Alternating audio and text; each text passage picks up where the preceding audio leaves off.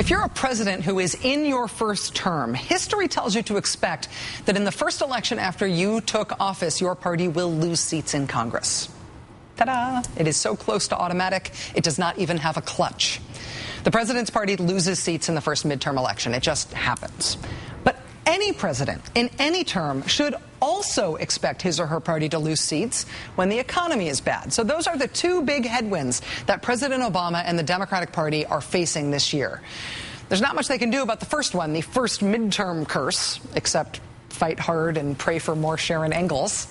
On the second one, on the economy being bad, Democrats first and most obviously have to do everything they can to bring the economy back. The only other thing they can hope for is that Republicans will do something that makes people turn their populist anger about the economy against the Republicans too, instead of just against the Democrats. The only way the bad economy could work to Democrats' advantage in the elections this year is if Republicans, say, decide they want to propose larding $700 billion onto the deficit in order to give an average of about $100,000 per person to each of the nation's millionaires and billionaires, to the top 2% of richest people in the country. And if they say they're willing to hit the rest of the country, the other 98% of us, in the wallet in order to do it. A proposal like that is just about the only way a minority party could compete with Democrats for the ire of angry voters in a bad economy. And that is just what Republicans have been proposing, saying they won't go along with middle-class tax cuts proposed by the president unless rich people get a huge break too. If you think that sounds like bad politics, the top Republican in the House, John Boehner, agrees with you, apparently. When Bob Schieffer of CBS confronted him about this plan yesterday morning, Mr. Boehner blinked and took it back. Are you saying that no way, no how would you vote for the continuing the tax cuts for the folks in the middle class unless it also includes the tax cuts for the people in the upper brackets? In other words, you wouldn't be willing to pass those lower bracket extensions unless you can get the more wealthy people. If the only option I have is to vote for some of those tax reductions, I'll vote for them. But I've been making the point now for months that we need to extend all the current rates for all Americans if we want to get our economy going again and we want to get jobs in America. So you were saying you would vote for the middle class tax cuts if that's all you can get done? If that's what we can get done, but I think that's bad policy. John Boehner conceding yesterday that he will vote reluctantly for President Obama's proposal, which is tax cuts for everybody except the richest people in the country. You think, on Mr. Boehner's part, a politically sensible concession in an election year, a politically sensible concession that lasted just about exactly 24 hours. Today, the top Republican in the Senate, Mitch McConnell, announced on the Senate floor that actually, Republicans really are going to block tax cuts for middle class and poor people in order to try to force $700 billion worth of deficit spending on the very richest people in the country. They are really going for it. This election year, they're really doing it. Hot damn.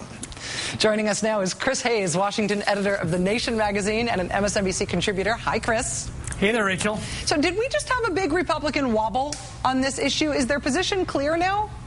I think it is very unclear, but I think part of it has to do with the different political calculations for the different houses. If you're John Boehner, all of your members are up for election. There is a kind of anti-incumbent fervor, and you don't want them to have to vote against tax cuts in election year. I think McConnell, because there's more procedural control in the Senate, and because cutting taxes for rich people is the core existential value of the modern Republican Party, he's going to make sure that he's going to do everything in his power to do that, and he's less worried about the political implications because the races where they're really competitive tend to be open seats. They tend to be against Democratic incumbents. So you think we're going to have a split between House Republicans and Senate Republicans on this, where Boehner actually does let people in the House vote for these things, but it doesn't matter because the Senate blocks it anyway. The Senate does hold the middle class hostage for the rich people. See, yes, exactly that. And I talked to a Republican staffer today, and I said, look, if you get, on the House side, I said, if it comes up, just the middle class tax cuts does your member vote for it? He says, sure, because that's an easy vote. It's, you know, maybe I'm wrong here, but my sense is that if you let the House vote on this first, it actually gives the Republicans in the House cover. They get to go ahead and kind of have their cake and eat it too. They can vote for middle-class tax cuts, and then they can let the Senate hold it up and make sure it doesn't actually happen. And if I were the Republicans, I think that's the play that they actually would like to see happen. But isn't there an advantage to Democrats at sort of making John Boehner put his money where his mouth is, making him cast this vote against tax relief for super rich people in a way that drives division in the Republican Party? I think, yes, I think there's an argument for that, but I think there's a responding argument which says you basically give them a mulligan. You let all these Republicans vote for tax cuts, then you don't necessarily get it in the Senate, right? We've seen this happen. I mean, we certainly saw it on Waxman-Markey on the cap and trade bill. Something passes in the House and the Senate kills it. And so you've taken away this cudgel, right? The cudgel right now, the thing the Democrats want to talk about the last, month and a half, 2 months of this election is this issue. Tax cuts for the rich versus tax cuts for the middle class. If you let them water it down by having and giving Republicans an opportunity to vote for just tax cuts for the middle class, you take that away as a political issue, or you at least sort of cloud the salience of it. If you let the House vote first. Exactly. Yeah. That's the key, right? And that's, I think, why there was some reporting today on Talking Points Memo and some other places saying the House wasn't going to move ahead with a vote. And I think that's part of the strategic calculation here. The other calculation, I should say, I talked to a staffer for a Democrat who's been in the House for a while and faces a tough challenger who says, we don't want to vote on anything. We don't want to vote on anything because our challenger isn't in the House. Any vote we take, he's going to kill us for. All we want to do is put our head down and get through these last 2 months. So there's some of that intense kind of defensive crouch risk aversion that's also driving. Well, let me ask you about whether or not the Democrats are really going to press ahead with this strategy. Frank Rich, obviously very influential on the left, wrote this weekend about how FDR in 1936 was able to turn populist anger about the economy into political advantage, even though they were the party, Democrats were the party in power, by saying that the Republicans were the party of the financial bad guys, the people who were getting rich while everybody else suffered, and he welcomed their hatred. Is there any hope? Are there any legs to this as a potential strategy for the Democrats left?